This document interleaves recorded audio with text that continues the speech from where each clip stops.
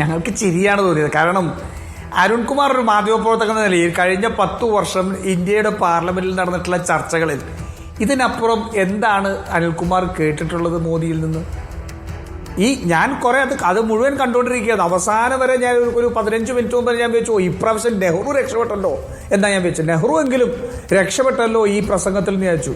പക്ഷെ അപ്പോൾ അവസാനത്തെ 15 മിനിറ്റ് മുമ്പായപ്പോഴത്തേക്ക് ആ നെഹ്റുവിനെ കൂടി കൊണ്ടുവന്നു. ഇതിനപ്പുറം തൻ്റെ രാഷ്ട്രീയം പറയാൻ, BJPയുടെ രാഷ്ട്രീയം പറയാൻ എന്തെങ്കിലും ഇന്നത്തെ പ്രസംഗത്തിലുണ്ടായിരുന്നോ? വക്രീകരിച്ചതും കള്ളപ്രചരണവും കുത്തിത്തിരിപ്പും അല്ലാതെ ഇന്ത്യയുടെ പ്രധാന കുത്തിത്തിരിപ്പുകാരനായ നരേന്ദ്രമോദിക്ക് മറ്റൊരു ആയുധവും ഇല്ല എന്ന് വളരെ വ്യക്തമായി. ഇന്നലെ രാഹുൽ ഗാന്ധി ആ പാർലമെന്റിൽ മുന്നോട്ട് വെച്ച ഏറ്റവും വലിയ കാര്യം അദ്ദേഹം പറഞ്ഞല്ലോ, ഭാരത് ജോഡോ യാത്രയും ന്യായ് യാത്രയിൽ നിന്ന് ഉൾക്കൊണ്ട സന്ദേശങ്ങളായിരുന്നു. എന്താ? ഈ രാജ്യത്തെ വർഗീയമായി വിഭജിക്കരുത്. ഈ രാജ്യത്തെ വർഗീയമായി വിഭജിക്കാതിരിക്കാൻ വേണ്ടി ഈ രാജ്യത്തുള്ള മുഴുവൻ സംസ്കാരവും മതങ്ങളും ഒരുമയുടെ രാഷ്ട്രീയമാണ് പറഞ്ഞിട്ടുള്ളത്, ഒരുമയുടെ സന്ദേശമാണ് നൽകിയിട്ടുള്ളത്. ഒരുമിച്ച് നിൽക്കുക, അവിടെ ആക്രമണം ഉണ്ടാവരുത്, സമഭാവനയാണ് എന്ന് അദ്ദേഹം ചില ചിത്രങ്ങൾ വരെ ഉയർത്തി അദ്ദേഹം സ്ഥാപിച്ചു. അവിടെ നിന്ന് അതിനെതിരെ ഒപ്പോസിഷൻ വന്നപ്പോഴത്തേക്ക് അത് നിങ്ങൾ BJPക്കാരായ നിങ്ങൾ ഹിന്ദുക്കളല്ല, അത് സത്യമല്ലേ? BJP ഹിന്ദു അല്ല, BJP ഹിന്ദുത്വമാണ്. ഹിന്ദുത്വം എന്നുള്ള ഒരു മതാന്തത ബാധിച്ച രീതിയിലുള്ള ഒരു കൾട്ടാക്കി നരേന്ദ്രമോദി ഈ BJPയെ മാറ്റുകയും രാഹുൽഗാന്ധിയും കോൺഗ്രസും എന്നാണ്. മലേറിയ, ഡെങ്കി ഇതൊക്കെ പടർത്തുന്നത് ഹിന്ദുത്വം ഇങ്ങനെ പടർത്തുന്നു എന്ന് പറഞ്ഞത് നിങ്ങളുടെ സഖ്യകക്ഷിയിൽപ്പെട്ട നേതാവാണ് ഉദയനിധി സ്റ്റാലിൻ. അല്ല, അതൊക്കെ നമ്മൾ ഒത്തിരി ചർച്ച ചെയ്തിട്ടില്ല. ഞാനിപ്പോൾ അതിലേക്കല്ലല്ലോ പോയത്. ഞാൻ പോയത് ഇന്നലത്തെ രാഹുൽ ഗാന്ധിയുടെ പ്രസംഗമാണ്. ആ പ്രസംഗത്തിൽ ആദ്യത്തെ സമയം മുഴുവൻ ഇന്ത്യ എങ്ങനെയാണ് മതസൗഹാർദ്ദത്തിന്റെയും എല്ലാ മതങ്ങളും ഈ രാജ്യത്ത് സമത്വത്തിന്റെയും സമഭാവനയുടെയും എന്താ പറയുക സമാധാനത്തിന്റെയും അഹിംസയുടെയും സന്ദേശം എങ്ങനെ നൽകുന്നുവെന്നാണ് അദ്ദേഹം പറഞ്ഞത്. അദ്ദേഹം പറഞ്ഞു, ഞാൻ ശിവനിൽ നിന്നാണ് ഊർജം കിട്ടുന്നത്. അത് ഞാൻ അതിലേക്ക് അധികം കടക്കുന്നില്ല, കാരണം അത് ഒരു വിശദീകരിക്കേണ്ട കാര്യം പോലുമില്ല. പക്ഷേ ഇന്ത്യയുടെ പ്രധാന കുത്തിത്തിരിപ്പുകാരൻ ഇന്നത് ഉപയോഗിച്ചത് എന്താ? അത് ഹിന്ദുക്കൾക്കെതിരായിട്ടുള്ള ആക്രമണമായിട്ട് ഉപയോഗിച്ചു. എന്നു മുതലാണ് നരേന്ദ്രമോദിയും BJPയും ഹിന്ദുക്കളുടെ അപ്പത്തിപ്പേർ അവകാശം കൊടുത്തത്? അവർക്ക് എന്ത് അവകാശം? ഈ രാജ്യത്തെ 85% വരുന്ന ഹിന്ദുക്കളിൽ ഭൂരിഭാഗം പേരും നരേന്ദ്രമോദിയെ എതിർക്കുന്നവരാണ്. ഭൂരിഭാഗം പേര് തെരഞ്ഞെടുപ്പിന്റെ കണക്ക് വെച്ച് നോക്കിയാൽ പോലും ഇന്നിപ്പോൾ രാജ്യം ചർച്ച ചെയ്യുന്നത് ഹിന്ദുക്കളെ അപമാനിച്ചു കോൺഗ്രസ് എന്ന് പറയുന്ന BJP ഉയർത്തിവിട്ടിരിക്കുന്ന ഒരു ആഖ്യാനത്തിനാണ്. രാജ്യം ചർച്ച ചെയ്യുന്നില്ല. അരുൺകുമാർ തെറ്റിദ്ധരിക്കരുത്, രാജ്യം ചർച്ച ചെയ്യുന്നില്ല. നമ്മൾ പലപ്പോഴും കഴിഞ്ഞ 10 വർഷം രാജ്യം ഇത്തരത്തിലുള്ള കുറേയധികം വർഗീയമായിട്ടുള്ള വിദ്വേഷങ്ങൾ ചർച്ച ചെയ്യുന്നു നമ്മൾ ധരിച്ചു. അതിനുള്ള മറുപടിയാണ് അയോധ്യയിൽ ഉണ്ടായിരുന്നത്.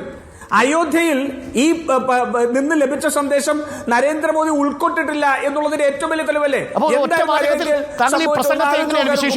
2 രാമന്മാരുണ്ടായിരുന്നു. എന്താ? രാഹുൽ ഗാന്ധിക്ക് ഒത്ത മറുപടിയാണോ പ്രധാനമന്ത്രി നൽകിയത്? ഒരിക്കലുമല്ല. ഞാൻ പറയുന്ന ഇതൊന്ന് കംപ്ലീറ്റ് ചെയ്യാൻ അനുവദിക്കണം. ഞാൻ പറയാം, അയോധ്യ നൽകിയ മെസ്സേജ് എന്താ? അയോധ്യ നൽകിയ മെസ്സേജ് ഈ രാജ്യത്ത് ഈ ഗാന്ധിജി മുന്നോട്ട് വെച്ച രാമരാജ്യ സങ്കല്പം ഉണ്ടായിരുന്നു. അതുപോലെ തന്നെ നരേന്ദ്രമോദി മുന്നോട്ട് വെച്ച ഒരു വില്ലു കുലച്ച രാമന്റെ ഹിന്ദുത്വ രാഷ്ട്രീയത്തിന്റെ വർഗീയ രാഷ്ട്രീയത്തിന്റെ ഒരു സങ്കല്പം ഉണ്ടായിരുന്നു. അയോധ്യയിൽ സത്യം പറഞ്ഞാൽ ഏറ്റുമുട്ടിയത് ഈ 2 രാമസങ്കല്പങ്ങളാണ്. ആ 2 രാമസങ്കല്പങ്ങൾ നോക്കിയപ്പോൾ അയോധ്യയിലെ രാമക്ഷേത്രം ഉപയോഗിച്ചുകൊണ്ട് ഈ രാജ്യത്ത് മുഴുവൻ വിഭജനം ഉണ്ടാക്കാൻ നോക്കിയ ഹിന്ദുത്വ രാഷ്ട്രീയത്തിന്റെ രാമസങ്കല്പത്തെ ജനങ്ങളുടെ രാഷ്ട്രീയം എന്ന് വെച്ചാൽ ജനങ്ങൾക്ക് നീതി ലഭിക്കുന്നതാണ്, സാധാരണ മനുഷ്യന് നീതി ലഭിക്കുന്ന ഒരു സങ്കല്പമാണ് രാമരാജ്യ സങ്കല്പം എന്നുള്ള ഗാന്ധിജിയുടെ. അതുകൊണ്ടാണ് അദ്ദേഹം ചോദിച്ചത്, അദ്ദേഹത്തോട് സ്വാതന്ത്ര്യം ലഭിച്ചപ്പോൾ ചോദിച്ചു, നിങ്ങളുടെ ഈ സ്വതന്ത്ര ഇന്ത്യയുടെ ഏറ്റവും ആദ്യത്തെ പരിഗണന എന്താണെന്ന് ഗാന്ധിജിയോട് ചോദിച്ചു.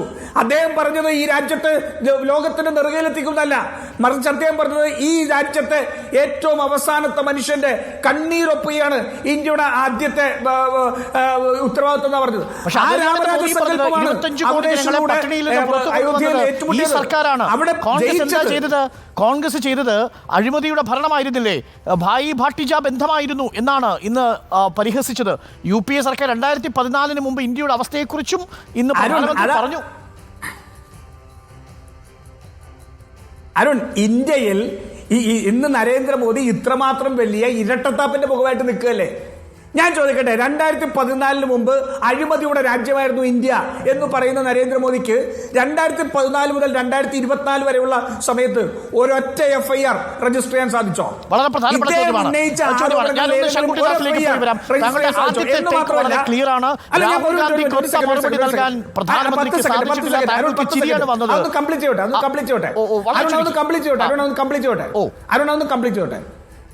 വളരെ ചുരുക്കി ഒരു FIR പോലും രജിസ്റ്റർ ചെയ്യാൻ സാധിച്ചില്ലെന്ന് മാത്രമല്ല, ഈ നരേന്ദ്രമോദിയുടെ കീഴിലുള്ള CBI ആണ് ഒരു തെളിവുമില്ല എന്ന് പറഞ്ഞു 2G കേസ് അവസാനിപ്പിച്ചത്. അതുപോലെ തന്നെ കോൾ സ്കാമിനെ കുറിച്ചും അവസാനിപ്പിച്ചത് ഇതേ നരേന്ദ്രമോദിയുടെ CBI ആണ്. ആരൽപ്പമെങ്കിലും ഉളുപ്പുണ്ടെങ്കിൽ ഇന്ത്യയുടെ പാർലമെന്റിൽ നിന്ന് തന്റെ CBI, തന്റെ സർക്കാരിന്റെ CBI അവസാനിപ്പിച്ച കേസ് വീണ്ടും ഉന്നയിക്കുമോ? അതാ പറഞ്ഞത്, ഇരട്ടത്താപ്പിന്റെ മുഖമായിട്ടാണ്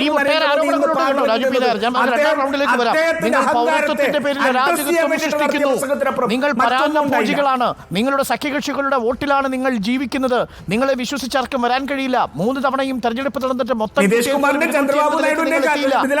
രാഹുൽ ഗാന്ധി ജാമ്യത്തിലിറങ്ങി ഇരവാദം ഉന്നയിക്കുന്നു.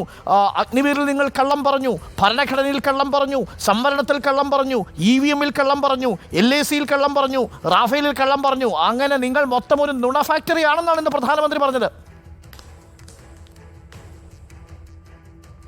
അല്ല, ഞാൻ ചോദിക്കുന്നതാണ്, ഈ പറയുന്ന കാര്യങ്ങളിൽ എന്തെങ്കിലും ഒന്ന് വസ്തുതാപരമായി പറയാൻ സാധിച്ചോ? ശരി, അഗ്നിവീറിന്റെ കാര്യത്തിൽ ഇതിൽ വിശദീകരിച്ചു. 1,08 ലക്ഷം രൂപയോ മറ്റോ മരിച്ച അഗ്നിവീറിന്റെ വീട്ടിലേക്ക് എത്തിച്ചിട്ടുണ്ടെന്ന് അവരും സാക്ഷ്യപ്പെടുത്തിയിട്ടുണ്ട്. ഞാൻ വരാം ശ്രീ രാജു പി നായർ.